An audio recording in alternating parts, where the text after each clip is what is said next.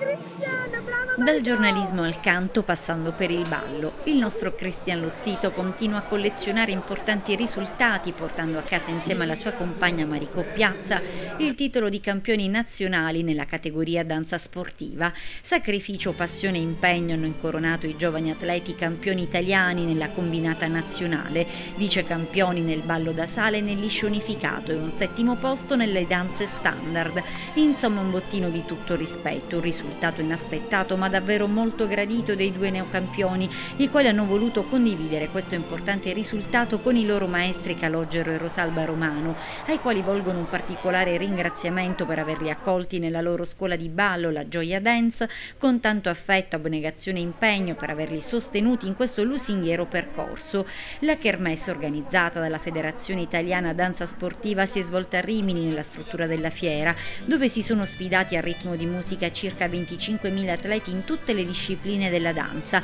da quelle in coppia alla moderna, passando per la danza classica e l'hip hop, danze argentine, caraibiche, freestyle e tradizionali. Novità di quest'anno i mondiali di Boogie Woogie e lo spettacolare rock and roll acrobatico, che ha visto gareggiare atleti provenienti da tutto il mondo in spettacolari acrobazie che hanno lasciato il pubblico davvero senza fiato. Da parte di tutti i colleghi di Televideo Agrigento, un grande augurio al nostro Cristian Lozzito e alla sua compagna di ballo e di vita Maricò Piazza, neocampioni italiani, per l'eccellente risultato ottenuto, e un in bocca al lupo per la prossima stagione agonistica affinché sia ricca di soddisfazioni come quella appena trascorsa. Ora ci sta, così una notte facciamo festa e la